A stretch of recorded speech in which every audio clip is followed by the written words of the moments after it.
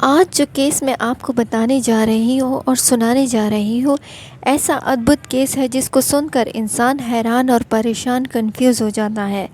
میں خود بھی اس کیس سے کنفیوز ہو گئی تھی۔ وکٹمز پر جہاں رحم آتا ہے وہیں قاتل یعنی قتل کرنے والے ماسٹر جعفری پر بھی رحم آ جاتا ہے۔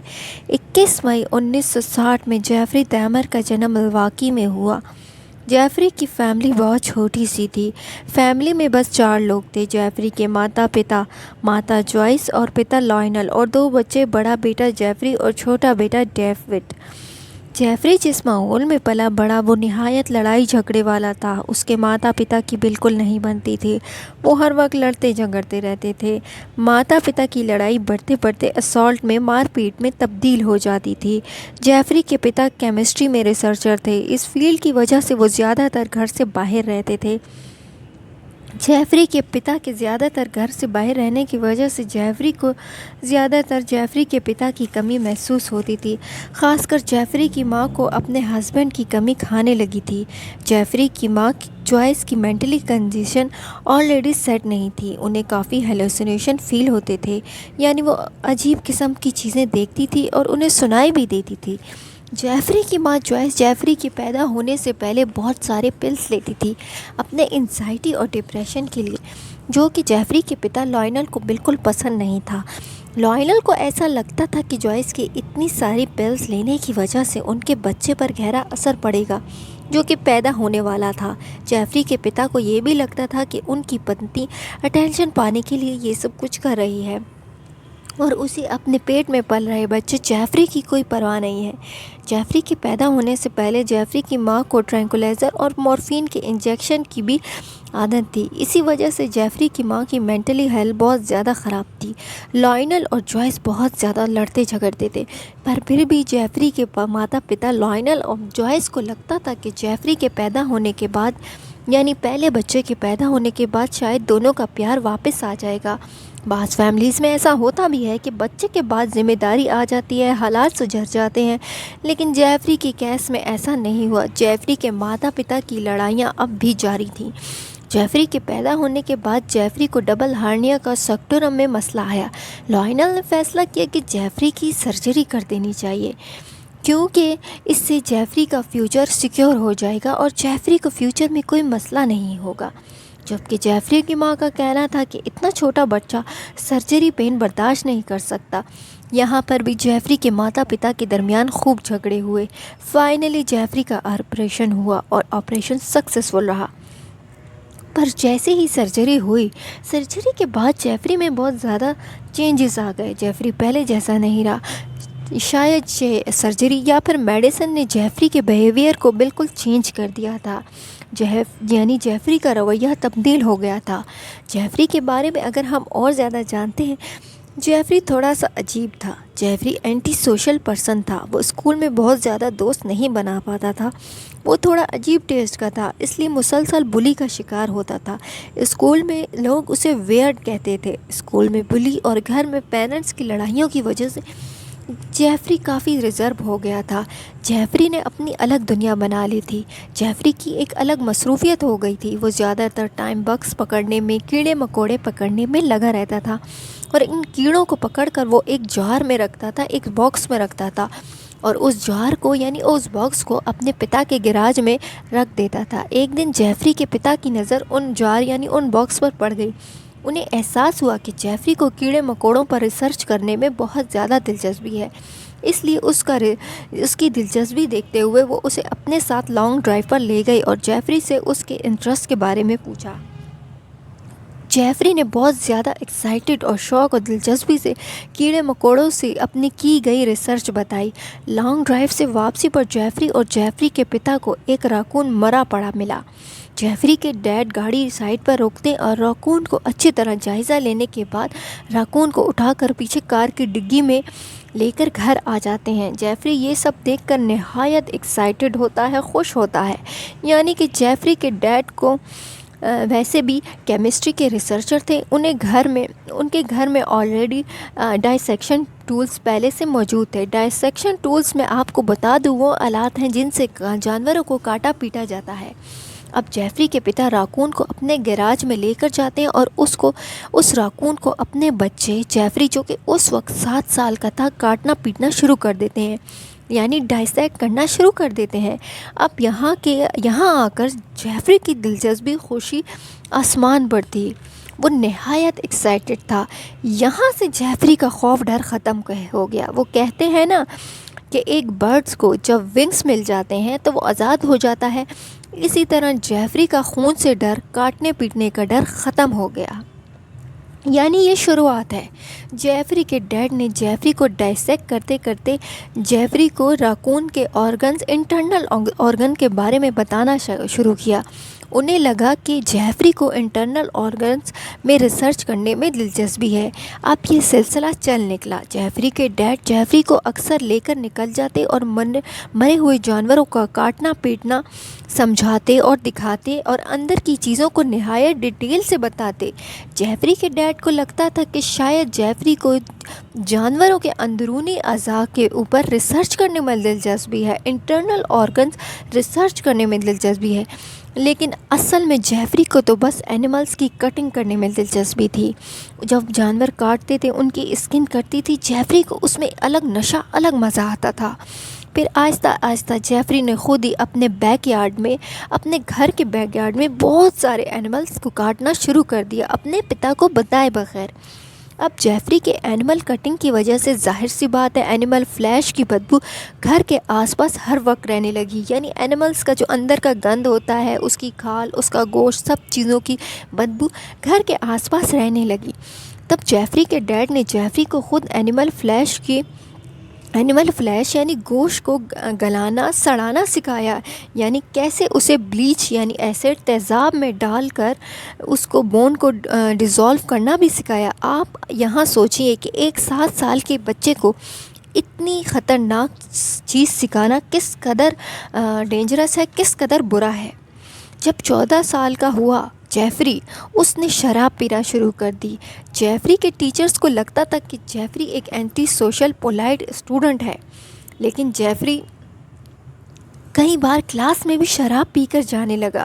اس ٹائم پہ 14 سال کی ایج میں جیفری کو سمجھ آئی کہ وہ فیمیل سے زیادہ میلز میں یعنی مین میں زیادہ انٹرسٹ رکھتا ہے، یعنی بائیو سیکشل ہے۔ 14 سال کی ایج میں جیفری کو ایک اور بات سمجھ آئی کہ جیفری کو نارمل سیکس بالکل پسند نہیں ہے۔ جیفری جب اشلیل حرکتیں کرتا تھا، وہ جانوروں کے بارے میں سوچتا تھا، جانوروں کی اسکن، کٹنگ آرگنز، ان کے بارے میں سوچتا تھا، اور وہ ماسٹر بیڈنگ وغیرہ کیا کرتا تھا۔ دھیرے دھیرے اس کی یہ فلم ڈیولپ ہوئی اور اب وہ سیم چیز اینیمل کی جگہ لڑکوں کے بارے میں سوچنے لگا تھا۔ اب اس کی یہ خواہش اتنی بڑھ گئی تھی کہ وہ ایک دن روز سامنے گزرنے والے جاگر کو پر بیٹ سے لے کر اٹیک کرنے کا سوچتا ہے۔ اسے لگتا ہے کہ وہ جاگر بہت زیادہ ہینڈسم ہے، لیکن بیٹ دیکھ کر جاگر وہاں سے بھاگ جاتا ہے۔ وقت گزرنے کے ساتھ ساتھ جیفری کے ماتا پتا کی لڑائیاں بہت زیادہ بڑھ گئی تھی۔ وہ اب ایک دوسرے سے ڈیورس لینا چاہتے تھے۔ جیفری کے ماتا پتا کی ڈیورس کا وقت بہت زیادہ جیفری پر ٹف گزرا۔ ڈائیورس ہونے سے جیفری اور ڈیوڈ کی کسٹڈی جیفری کی ماما جوائس کو مل جاتی ہے، لیکن جیفری کی ماں اپنے چھوٹے بیٹے کو لے کر اپنے ریلیٹیو کے گھر چلی جاتی ہے، جیفری کو وہیں چھوڑ دیتی ہے۔ جیفری کے پتا بھی ساری سچویشن سے ڈسٹرب ہو کر ایک ہوٹل میں روم لے کر رہنے لگتے ہیں۔ اب 18 سال کا ٹین ایجر جیفری پورے گھر میں اکیلا رہ گیا تھا۔ کسی بھی گھر میں بڑے نہ ہونے کی وجہ سے جیفری تو سمجھو آزاد ہو گیا۔ وہ مزید الکوہل، شراب پینے لگا تھا۔ اب اس نے اسموک کرنا بھی شروع کر دیا تھا۔ اب 18 سال کی ایج میں جیفری ایک ایڈکٹ بن چکا تھا۔ اس کی وجہ اس کے پیرنٹس کا ٹاکسک رشتہ، ان کا ڈائیورس تھا۔ 18 جون 1997 کو اپنے گھر میں اکیلے رہنے کے بعد جیفری، جو ابھی کچھ دن ہوئے 18 سال کا ہوا تھا، جیفری کو ایک ہچ ہائیکر ملا جس کا نام تھا اسٹیون ہک، جو کہ 19 سال کا تھا۔ اسٹیون نے جیفری سے کہا کہ اس کے پاس پیسے نہیں ہیں، شام کو اس کو ایک کنسرٹ میں جانا ہے جس کی وجہ سے وہ ہائیکنگ کر رہا ہے۔ جیفری نے کہا ٹھیک ہے، میں بھی شام کو کانسرٹ میں جا رہا ہوں تو میں شام کو کانسرٹ کے وینیو پر چھوڑ دوں گا، تب تک میرے گھر میں چلو، میرے گھر میں چل کرتے ہیں، ٹائم پاس کرتے ہیں۔ اسٹیفن جیفری کے ساتھ اس کے گھر آ جاتا ہے۔ تھوڑا بیئر پینے کے بعد اسٹیفن نے جیفری سے کہا کہ اب ہمیں کانسرٹ میں چلنا چاہیے، دیر ہو رہی ہے۔ جیفری کو اس پوائنٹ پر غصہ آ گیا۔ جیفری نے 10 kg کا ڈمبل اسٹیون کے سر پر دے مارا۔ اسٹیون زخمی ہو گیا لیکن اسٹیون مرا نہیں تھا۔ جیفری نے دیکھا کہ اسٹیون اب تک مرا نہیں ہے تو جیفری نے اسٹیون کا گلا دبا کر اسے مار دیا۔ جیفری نے بتایا تھا کہ اس ٹائم پر وہ کنفیوز تھا، اس نے اسٹیون کو کیوں مارا اسے سمجھ ہی نہیں آئی، لیکن اس کے دماغ میں اس کے بعد اپنے آپ سیکشول تھاٹس آنے لگی۔ تو جیفری نے اسٹیون کی ڈیڈ باڈی کے ساتھ سیکس کیا اور سیکس کرنے کے بعد جیفری نے اسٹیون کی باڈی کو کاٹنا شروع کر دیا۔ اسٹیون کی باڈی کو ہتھوڑے سے توڑنا شروع کیا۔ بونز کی اس نے ہتھوڑے سے پہلے ایشز بنائی۔ بون کی ایشز اس نے اپنے بیک یارڈ میں اپنے قریب والے جنگل میں ڈال دی اور اسٹیون کے باقی بچے فلیش اس نے ایسڈ میں ڈال کر گلائے اور اپنے فلش میں بہا دیے۔ جیفری نے اپنے ایک انٹرویو میں یہ بتایا تھا کہ اسٹیون اس کی فرسٹ کلنگ تھی۔ اس کا اسٹیون کو مارنے کا کوئی ارادہ نہیں تھا، وہ سب اچانک ہوا، بغیر سوچے سمجھے ہوا۔ اب اس بیچ لائنل نے جیفری کے ڈیڈ نے اپنی فیانسی کے ساتھ شادی رچا لی تھی اور اپنی فیانسی کو لے کر گھر آ گئے تھے اور جیفری کو آگے کی پڑھائی کے لیے اوہایو اسٹڈی بھیج دیا۔ جیفری کے ڈیڈ چاہتے تھے کہ جیفری جلدی سے اچھی سی ڈگری لے لے، لیکن جیفری کا بیہیویئر اوہایو یونیورسٹی میں بہت عجیب تھا۔ وہ اپنے روم میں بیٹھ کر چلاتا تھا جس سے اور اسٹوڈنٹ ڈسٹرب ہو جاتے تھے اور یونی نے جیفری کو نکال دیا۔ جیفری بمشکل 6 ماہ اوہایو یونیورسٹی میں رہا۔ جیفری کے پتا نے یونیورسٹی سے نکل کر اب آرمی میں بھیج دیا تھا۔ اسے آرمی میں میڈیکل اسپیشلسٹ بنا کر بھیجا گیا تھا۔ اسے جرمنی ٹرانسفر کر دیا گیا۔ اس نے میڈیکل کی ایجوکیشن کے دوران ڈفرینٹ پلز کے بارے میں جانا اور سمجھا، جس میں سلیپنگ پلز اور ڈرگس کے بارے میں پڑھا۔ اب یہاں جرمنی میں آرمی میں میڈیکل اسپیشلسٹ پوسٹ ہونے کے پر اس نے یہاں پر اپنے جیفری نے پہلی بار اپنے سولجر فرینڈس پر سلیپنگ پلز اور ڈرگس ٹرائی کرنا شروع کر دیا، جس کا یوز وہ خود بھی کر رہا تھا۔ اس کے حد سے زیادہ الکحلک ہونے کی وجہ سے اسے آرمی سے بھی نکال دیا گیا۔ 24 مارچ 1981 میں جیفری جرمنی سے واپس یو ایس اے آ گیا۔ یو ایس اے آنے کے بعد جیفری نے سوچا اگر وہ گھر گیا تو ڈیڈ غصہ کریں گے۔ اپنے ڈیڈ کی وجہ سے یو ایس اے سے بھی بھاگ گیا۔ جیفری بھاگ کر میامی چلا گیا اور ایک بچر شاپ پر کام کرنے لگا۔ میامی میں 6 منتھ کام کرنے کے بعد یہاں بھی اس کے حد سے زیادہ شراب پینے کی عادت کی وجہ سے اسے بچر شاپ سے بھی نکال دیا گیا۔ فائنلی ستمبر میں جیفری اپنے ڈیڈ اور اسٹیپ مدر کے پاس واپس آ گیا۔ جیفری کے ڈیڈ جیفری سے بہت زیادہ تنگ آ چکے ہیں۔ انہوں نے جیفری سے جان چھڑانے کے لیے جیفری کو اس کی دادی کے گھر بھیج دیا کیونکہ وہ مزید جیفری کو نہیں دیکھنا چاہتے تھے۔ جیفری دادی کے گھر آ کر انہیں کمپنی دینے لگا اور دادی کو خوش کرنے لگا۔ دادی کے گھر کے پاس جاب کرنے لگا اور کئی بار دادی کے گھر میں سودا وغیرہ، گروسری وغیرہ ڈال دیا کرتا تھا۔ حالانکہ جیفری نے یہاں بھی شراب پینا نہیں چھوڑا تھا، وہ اب بھی شراب پیتا تھا، لیکن جیفری دادی کے گھر بھی جیفری سکون سے نہیں رہ سکا۔ وہاں بھی قریب کے پارک میں جیفری عورتوں اور بچوں کے سامنے ایک دن دنگا ہو رہا تھا۔ عورتوں نے میامی پولیس کو کمپلین کر دی اور جیفری میامی میں اریسٹ ہو گیا۔ اس نے اپنے ڈیڈ کو اس بارے میں بتایا کہ وہ جسٹ پی کر رہا تھا۔ یہ عورت اور بچے خود اس کے سامنے آ گئے۔ 1984 اور 1985 میں جیفری بہت لونلی فیل کر رہا تھا۔ جیفری یہاں پر اب جاب لیس تھا، اس کے پاس نہ کوئی پارٹنر تھا نہ کوئی جاب تھی۔ اس نے رینڈم اسٹرینجر کے ساتھ بات چیت اور رشتہ بڑھانے کی کوشش کی، جو کہ ظاہر سی بات ہے اسٹرینجرز نے اس بات کو پسند نہیں کیا۔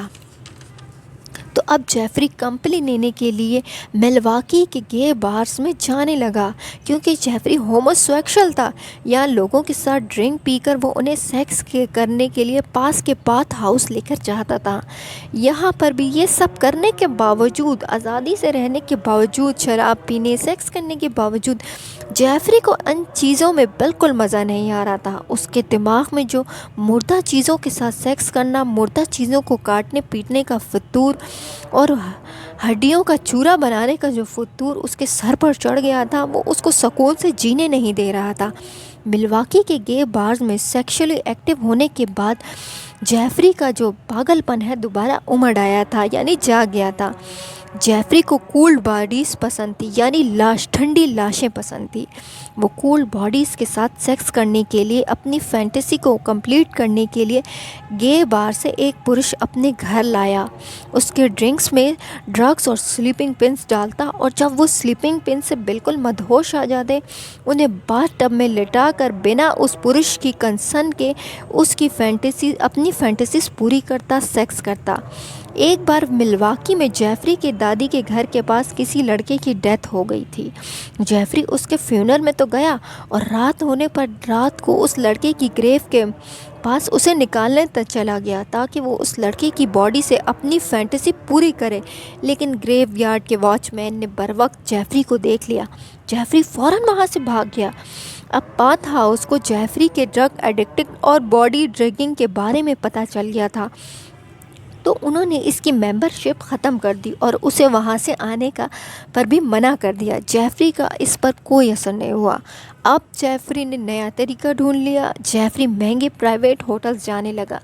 15 ستمبر 1987 کو جیفری 24 سال کے اسٹیون ٹامی سے ملا۔ وہ اسے گے بار میں ملا تھا۔ جیفری نے اسے ڈرنک آفر کی۔ اب جیفری کو اسٹیون کو اپنے ساتھ ہوٹل لے جانا تھا، اور وہ اسے لے جانے میں کامیاب بھی ہو گیا۔ اسے ڈرگ کی ہیوی ڈوز دی۔ اسٹیون کے فینٹ ہونے کے بعد، یعنی بے ہوش ہونے کے بعد، جیفری نے اسٹیون کا اسالٹ کیا۔ اگلی صبح جب جیفری صبح اٹھا، اس نے دیکھا کہ اسٹیون مرا پڑا ہے، اور اسٹیون کے سر پر چوٹ کا گہرا نشان ہے۔ اس کی باڈی پر بھی مارکس ہیں، یعنی نشان ہے۔ اسٹیون مر چکا تھا۔ جیفری ظاہر سی بات ہے ایک ہوٹل میں تھا۔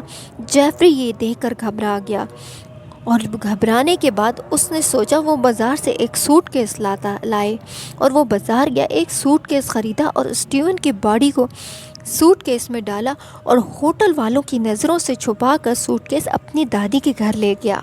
دادی کے گھر جانے کے بعد اس نے دادی کے گھر کے بیسمنٹ میں چھوٹی سی ورک شاپ بنائی۔ اس نے دادی کو بولا کہ وہ بیسمنٹ میں ٹیکسی ڈرمی کا کام کر رہا ہے، جبکہ اصل میں جیفری دادی کے بیسمنٹ میں ڈیڈ باڈیز کاٹ رہا تھا۔ اس نے اسٹیون کی باڈی کو کاٹ کر ویسے ہی ڈیزالو کیا جیسے اس نے اپنے پہلے وکٹم کو کاٹ پیٹ کر ایسڈ میں ڈال کر ڈیزالو کر دیا تھا۔ اگر آپ لوگوں کو یاد ہو کہ یہ باڈی ڈیزالو کا طریقہ جیفری کے پتا نے اسے 7 سال کی ایج میں سکھایا تھا، لیکن دادی کے گھر میں اس نے اس دفعہ اسٹیون کا سر ایک الگ سے بلیچ ڈٹرجنٹ میں ڈال کر رکھا، اور اس کے سر کو ایک پلاسٹک بیگ میں رکھا اور اسٹیون کا سر سنبھال لیا۔ اسٹیون کا سر سنبھالنے کی وجہ یہ تھی کہ اسٹیون جو تھا جیفری کو بہت زیادہ ہینڈسم لگتا تھا، اس لیے اسے اپنے پاس محسوس کرنے کے لیے، اسے اپنے پاس رکھنے کے لیے اسٹیون کا سر جیفری نے سنبھال لیا۔ اب جیفری نے اپنے 9 سال بعد دوبارہ خون کیا تھا۔ یہ جیفری کا پتا کے گھر پہلا خون کرنے کے بعد 9 سال بعد دوبارہ خون کرنا تھا۔ اب اس کی کلنگ فینٹیسیز دوبارہ جاگ اٹھی تھی۔ وہ دوبارہ غلط راستے پر چل نکلا تھا۔ وہ خود پر کنٹرول کرنا بھول چکا تھا۔ گے بارز کے آس پاس اسٹاکر بن کر گھومتا پھرتا رہتا تھا۔ 1988 میں جیفری کو اپنا تیسرا شکار ملا، جو کہ 14 سال کا جیمز تھا۔ جیمز ایک گروسری اسٹور کے باہر ملا۔ جیمز کو اس نے $50 آفر کیے کہ وہ جیمز کی نیوز فوٹوز لینا چاہتا ہے۔ جیمز جیفری کے ساتھ دادی کے گھر آیا۔ جیفری نے دادی کے گھر جیمز کو 14 ایئرز کے جیمز کا گلا دبا کر مار ڈالا، اور اپنے پرانے طریقے سے ڈیڈ باڈی سے پلیجر حاصل کیا، اور ویسے ہی جیمز کی باڈی بھی ڈیزالو کر دی۔ جیفری نے اس طریقے سے کئی لوگوں کی کلنگ کی، جس میں رچرڈ 23 سال کا لیٹر جس سے وہ 24 مارچ 1988 میں ملا تھا۔ جیفری چونکہ بہت سارے لڑکوں کو اپنے گھر لاتا تھا، اب جیفری کی دادی کو بھی شک ہونے لگا تھا کہ جیفری کہیں گئے تو نہیں ہے۔ جیفری کی دادی کیونکہ پرانے خیالات کی تھی، انہیں یہ سب پسند نہیں تھا، لیکن جیفری کی دادی کو یہ بھی شک تھا کہ جیفری ان سب لڑکوں کو نقصان پہنچا رہا ہے، ضرور اندر ہی اندر کچھ کر رہا ہے، کیونکہ جیفری ڈیڈ باڈی کے فلیش کو دادی کے بیسمنٹ میں ڈیزولو کرتا تھا، اس وجہ سے سارے گھر میں ہر ٹائم بدبو رہتی تھی۔ جیفری کی دادی کئی بار پوچھتی بھی تھی کہ یہ کس ٹائپ کی بدبو بیسمنٹ سے آتی ہے، پر جیفری ہمیشہ کوئی نہ کوئی بہانہ بنا کر بات کو ٹال دیتا تھا۔ ایک آدمی ایسا بھی آیا جو جیفری کے چنگل سے بھاگ نکلا۔ ہمیشہ کی طرح جیفری کسی نہ کسی لڑکے کو پھنسانے کے لیے گیس بار میں گیا۔ وہ رونلڈ فلاور تھا۔ وہ رونلڈ فلاور سے ملا۔ ہمیشہ کی طرح رونلڈ کو وہ اپنی دادی کے گھر لے گیا۔ رونلڈ کو اس نے کافی کے اندر سلیپنگ پنس ملا کر دی، لیکن کافی پینے سے پہلے ہی جیفری اور رونلڈ کی کسی بات پر بحث ہو گئی، جس کے سن کر دادی بھی اوپر آ گئی۔ جیفری کی دادی رونلڈ کو بے ہوش دیکھ کر ساری رات اس کے ساتھ بیٹھی رہی۔ صبح جب رونلڈ کی آنکھ کھلی تو خود کو اس نے ایک بس میں بیٹھا پایا۔ رونلڈ کو اب تک یاد نہیں کہ وہ وہاں کیسے آیا۔ رونلڈ کو جب ہوش آیا وہ فوراً پولیس اسٹیشن گیا اور جیفری کی رپورٹ کرنا چاہیے، پر اس ٹائم پر رونلڈ کے بلیک کلر ہونے کی وجہ سے پولیس نے رونلڈ کی کوئی بات نہیں سنی، حتیٰ کہ رونلڈ نے یہ بھی پولیس کو بتایا کہ جیفری اس کو کافی پلا کر مارنا چاہتا تھا، لیکن چونکہ جیفری ایک وائٹ مین تھا اور رونلڈ ایک بلیک مین تھا، پولیس نے اس ٹائم رونلڈ کی کسی بات کو دھیان میں نہیں رکھا۔ جیفری کے زیادہ تر وکٹم بلیک مین تھے۔ اس پورے ٹرائل کے بعد ایک چیز تو کلیئرلی سمجھ آئی کہ جیفری بہت جلدی پکڑا جا سکتا تھا، لیکن پولیس اس کے وائٹ مین ہونے کی وجہ سے کبھی بھی اسے کنفرنٹ نہیں کرتی تھی، اسے پکڑتی نہیں تھی، اس سے کچھ پوچھتی نہیں تھی، اور الٹا بلیک مین کو بلیکس مین کی وہاں پر نہ سنتی تھی اور انہیں بھگا دیتی تھی۔ رونلڈ کے بعد جیفری کی اپنی دادی کے ساتھ ہر ٹائم رہنے لگی۔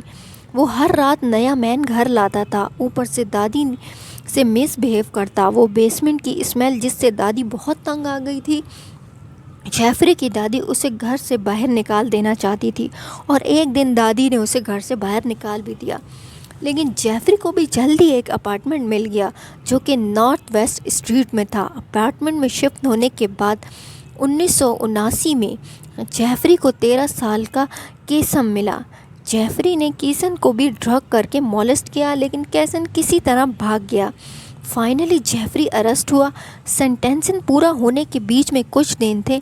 جیفری اس سمے بالکل فری تھا تو اس ٹائم پر 26 سال کے اینتھنی سے ملا۔ 25 مارچ 1979 کو جیفری نے اینتھنی کو اپروچ کیا، کیونکہ جیفری کو اینتھنی بہت زیادہ ہینڈسم لگا۔ جیفری نے اینتھنی کو بھی ڈرگس کرنے کے بعد مولسٹ کر کے مار دیا تھا۔ اس نے اینتھنی کے باڈی کو ایسے ہی ڈیزولو کر دیا تھا۔ اس کا سر بھی اسٹیون کی طرح سنبھال لیا تھا۔ جیفری کے اس ایکٹ کے بعد یہ پتہ چلا کہ اسے اکیلا پن محسوس نہیں کرنا تھا، اس لیے وہ اپنے وکٹم کے سر کو سنبھال کر انہیں فیل کرتا تھا۔ جیفری کے ٹرائل میں یہ بات بھی سامنے آئی کہ جیفری کو ایک ایشو تھا، وہ اکیلا رہنے کی وجہ سے گھبراتا اور ڈرتا تھا۔ جیفری نے خود بھی یہ چیز کورٹ میں بتائی تھی۔ جیفری کو اسی سال 1979 میں 1 سال کی قید اور 5 سال کی پروبیشن کورٹ نے سنائی، پر جیفری کو اس کی پرانی چاکلیٹ فیکٹری کی جاب کرنے کی اجازت مل گئی تھی۔ 1990 میں اپنی سزا پوری کرنے کے بعد جیفری نے اپنا آخری فلیٹ لیا جس کا نمبر 213 تھا۔ اس اپارٹمنٹ میں جیفری نے اپنے زیادہ تر کرائم کیے، اور یہی اپارٹمنٹ تھا جہاں سے جیفری بہت جلد پکڑے جانے والا تھا۔ اپارٹمنٹ 213 شفٹ ہونے کے بعد جیفری ریمنڈ سے ملا، جس کی بلا وجہ موت ہو گئی تھی۔ یعنی آپ سمجھ تو گئے ہوں گے کہ ریمنڈ کیسے مرا۔ اب جیفری نے اپنے وکٹمز کی بلانگنگ کو اپنے پاس رکھنا شروع کر دیا تھا، جیسے ID card, badges, undergarment etc وغیرہ وغیرہ۔ اس اپارٹمنٹ میں جیفری نے اپنا پہلا کیمرہ خریدا۔ اس کیمرے میں وہ اپنے وکٹمز کی فوٹو کھینچتا تھا، اور وہ اب اکیلا رہتا تھا، اس لیے کچھ کلنگ میں وہ بونز اور اسکل بھی اپنے پاس رکھ لیتا تھا۔ جیفری نے یہاں پر اپنے کولیگ اپنے کو ورکر ایڈورڈ کو بھی اپنے اپارٹمنٹ میں بلایا، ڈرگ کیا، مولس کیا اور مار کر اس کا ہیڈ بھی اپنے پاس رکھ لیا۔ اس کے بعد جیفری ارنسٹ نام کے پروش سے ملا، اسے $50 آفر کیے پکچر کھینچنے کے لیے۔ جیفری نے ارنسٹ کو ڈرگ کیا اور ارنسٹ کو کہا میں تمہاری ہارٹ بیٹ فیل کرنا چاہتا ہوں۔ ارنسٹ جیفری کے سلیپنگ پلس والے ڈرنک کا زیادہ تر اثر نہیں ہوا تھا، وہ ابھی بھی کانشیس تھا۔ ارنسٹ سے وہاں سے بھاگنے کی کوشش کی۔ جیفری نے ارنسٹ کو پکڑ لیا۔ ارنسٹ نے جیفری کے منہ پر اس سب کے دوران ایک مکہ بھی مار دیا۔ اس مکے کی آواز جیفری کے نیبر نے بھی سنی تھی، لیکن جلد ہی جیفری نے ارنسٹ پر بھی قابو پا لیا۔ جیفری کے پاس ایک بچر نائف بھی تھی اور اس بچر نائف سے جیفری نے ارنسٹ کی گردن کاٹ دی۔ ارنسٹ کافی طاقتور مسکولر تھا۔ جیفری نے اس کی ڈیڈ باڈی کی اپنے کیمرے سے پکچر کلک کی اور اس کے ID بیج کو اپنے پاس رکھا۔ اس کے بعد باڈی کو ڈسپوز کرنے گیا۔ جیفری نے ارنسٹ کا دل اور تھائی کا چھوٹا سا پارٹ فریج میں رکھ دیا۔ باڈی کو گاربیج میں پھینکنے کے بعد اس نے دونوں پارٹس کو کھا بھی لیا۔ جیفری نے اپنے ٹرائل میں یہ بھی قبول کیا کہ پہلی بار انسان کو کھانے سے اسے کچھ زیادہ فیل نہیں ہوا، لیکن دل کو جب اس نے کھایا اس کو ایک عجیب فیلنگ آئی، اس کو بہت ہی عجیب فیل ہوا اور اس کو اچھی فیلنگ آئی۔ جیفری نے اپنے انٹرویو میں بتایا تھا، دل کھانے کے بعد مجھے لگا کہ ارنسٹ میرے ہی باڈی کا ایک حصہ بن گیا ہو، اب ارنسٹ میرے ساتھ ہیں۔ ارنسٹ کے بعد جیفری نے ڈیوڈ تھامس سے ملا، جس کا ایک بچہ بھی تھا۔ جیفری نے ڈیوڈ کو بھی ویسے ہی اپروچ کیا تھا، $50 کے بدلے پکچر کلک کرنا۔ ڈیوڈ نے جیفری کو بتایا اس کا ایک بچہ بھی ہے۔ پہلی بار ایسا ہوا تھا کہ جیفری نے ایک بچے کے باپ کو غلطی سے اپروچ کر لیا تھا۔ اس سے پہلے جیفری کے سارے وکٹم سنگل وکٹم تھے، کم عمر میل تھے۔ جیفری پہلی بار کسی کو مارنے پر اتنا ہچکچایا تھا، پھر بھی اپنی عادت سے مجبور ہو کر ڈیوڈ کو کافی میں ڈرگ کیا، مولس کیا اور مار ڈالا۔ ڈیوڈ کو مارنے کے بعد جیفری 5 ماہ تک کسی سے بات نہیں کی، نہ ہی کسی کو گھر بلایا۔ شاید جیفری کو ڈر تھا کہ کہیں پولیس بچے کے پتا کو ڈھونڈتی ہوئی نہ آ جائے، یا پھر شاید ایک بچے کے باپ کو مارنے کا اس کے دل میں گلٹ تھا۔ اس گلٹ کے چلتے جیفری نے اپنے پتا سے بھی ریکنیکٹ کرنے کی کوشش کی۔ جیفری کے پتا کے مطابق اس سمے جیفری کا رویہ بہت اچھا تھا، جیفری اچھے سے کام کر رہا تھا، نارمل تھا، سب کچھ ٹھیک چل رہا تھا۔ 5 ماہ گزرنے کے بعد جیفری واپس اپنی عادت پر آ گیا۔ 1999 میں جیفری نے کرٹس سے ایک بس اسٹاپ پر بات چیت شروع کی۔ اس نے کرٹس کو کہا میں کچھ تمہاری نیوڈ پکس لینا چاہتا ہوں اور اس کے بدلے تمہیں کچھ پیسے دوں گا۔ کرٹس کو اپنے اپارٹمنٹ میں لے جانے کے بعد اسے سیم طریقے سے کافی ملائی، اسے مولسٹ کرنے کے بعد مار ڈالا، اس کی پوری باڈی کاٹی، اس کے باڈی پارٹس کو فریج میں رکھ دیا۔ کرٹس کو مارنے کے ٹھیک اگلے مہینے جیفری 19 سال کے ایرل سے ملا اور بہت بے رحمی سے اس نے ایرل کے سر میں ایسڈ ڈالا۔ ایرل یہ درد جھیل نہیں پایا اور پین کے شوق کی وجہ سے مر گیا۔ جیفری اب ایک جانور جیسے بن گیا تھا۔ جیفری کی کلنگ لسٹ اب لمبی ہوتی جا رہی تھی۔ پہلے جیفری ایک مہینے کے گیپ سے لوگوں کو مارتا تھا، لیکن اب جیفری ڈیز کے حساب سے کلنگ کر رہا تھا۔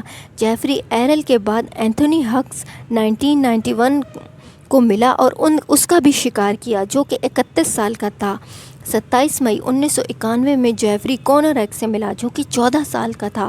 اس سے پہلے جیفری نے کونر ایک کے بھائی کو 30 سال پہلے اپنے گھر میں ٹرک کر کے مار ڈالا تھا۔ اس کے بعد 30 جون 1981 میں میٹ ٹرنر، جو کہ 20 سال کا تھا، اس سے ملا۔ 5 جولائی 1991 کو جیرمیہ، جو کہ 23 سال کا تھا، اس کے اوپر جیفری نے اپنا زومبی ایکسپیریمنٹ کیا۔ جیرمیہ کے منہ کے اندر گرم پانی ڈال کر یہ دیکھنا چاہا کہ وہ سروائیو کر سکتا ہے۔ 12 جولائی 1981 کو اولیور لیسی اور اس کے بعد 19 جولائی 1981 کو جوسفے سے ملا، جو کہ 25 سال کا تھا۔ جیفری نے مرڈر بڑی جلدی کرنے شروع کر دیے تھے۔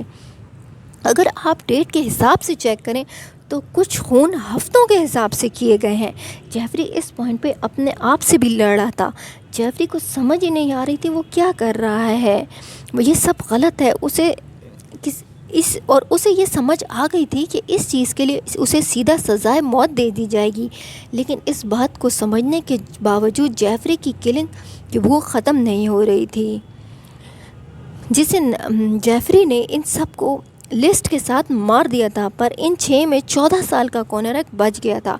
ہوا کچھ یوں تھا کہ جیفری کونریک کو کافی ڈرگ پلانے کے بعد چھوڑ دیا تھا اور جیفری کی شراب ختم ہو گئی تھی۔ جیفری اپنے لیے شراب لینے چلا گیا تھا۔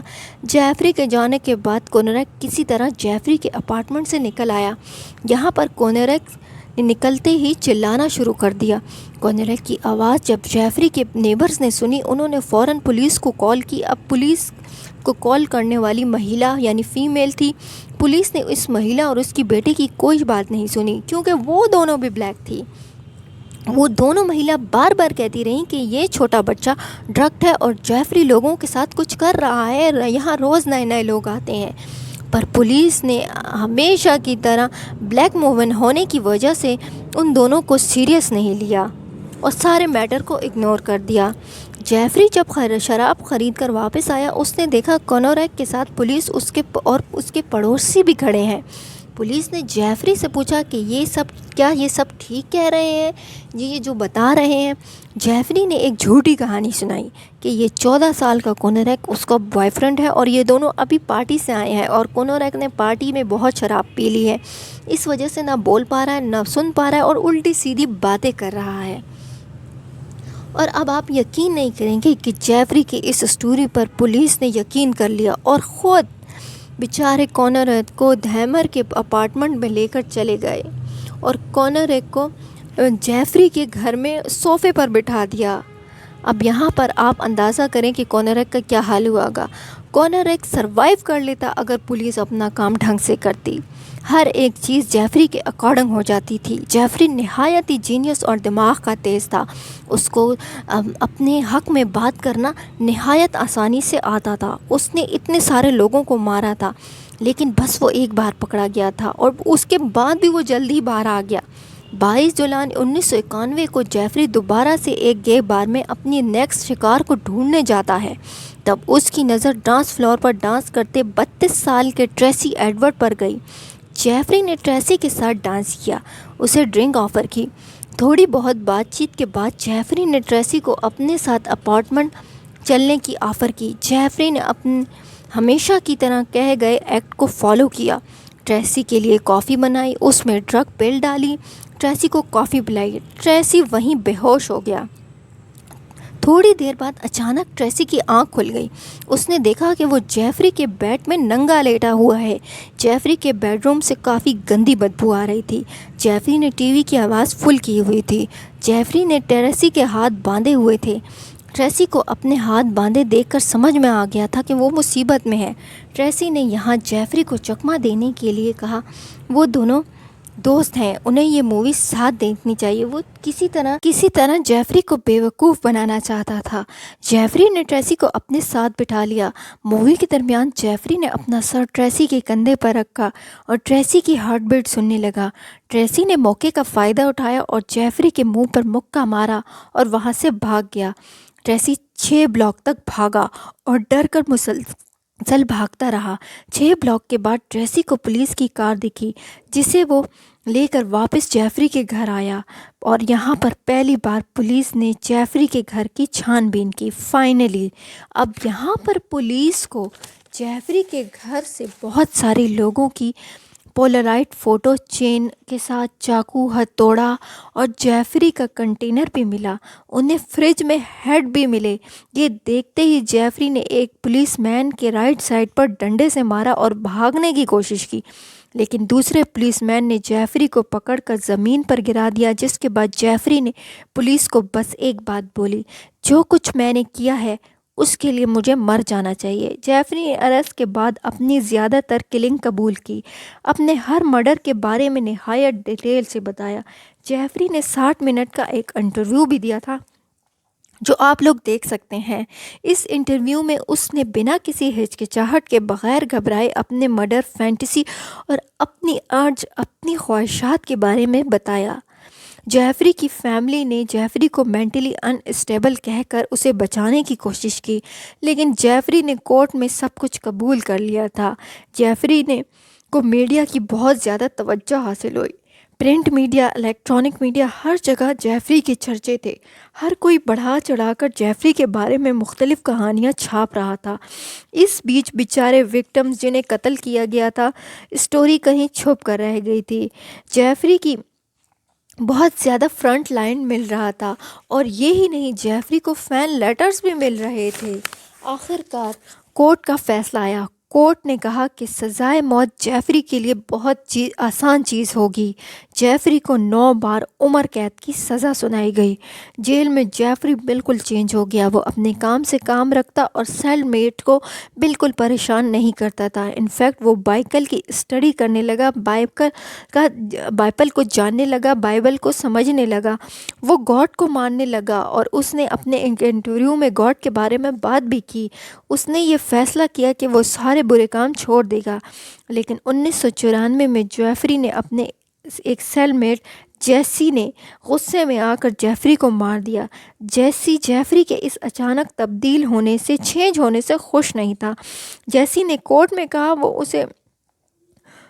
اسے گاڈ نے ہی جیفری کو مارنے بھیجا ہے۔ جیفری کی ڈیتھ کے ساتھ یہ کیس یہیں ختم ہوتا ہے۔ میں نے بہت محنت کر کے آپ لوگوں کے لیے یہ کیس کور کیا ہے۔ ڈے ٹائم میں میں جاب کرتی ہوں اور رات میں آپ لوگوں کے لیے کیس کور کرتی ہوں۔ کائنڈلی میری ویڈیوز لائک کریں، مجھے آپ لوگوں کی ہیلپ مل جائے گی۔ اس کے ساتھ ساتھ اپنے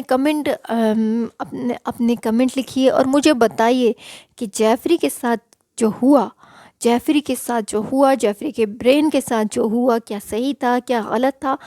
جیفری کی ماں کا جیفری کے پیدائش کے دوران میڈیسن لینا کیا ٹھیک تھا؟ کیا اس سے جیفری کی مینٹل حالت جو تھی وہ خراب ہو گئی تھی، یا اس کے ڈبل ہرنیا کا آپریشن جو اس کے پتا نے کیا، یا یہ کہ جیفری کو وہ دونوں میاں بیوی، مطلب ماں باپ، ماتا پتا، پتنی دونوں چھوڑ کر چلے گئے؟ بچپن میں بھی وہ جنگلوں میں گھوم کر بگز ڈھونڈتا رہتا تھا، اور جو ہے جب بڑا ہوا تھا 18 سال کا تب بھی ماں باپ اس کو چھوڑ کر چلے گئے۔ اکیلے رہنے کی وجہ سے وہ سب کچھ کرنے لگا۔ کیا اس کے ریزن ہے؟ کون غلط کون صحیح؟ اپنے کمنٹ باکس میں لکھیے اور مجھے بتائیے۔ شکریہ۔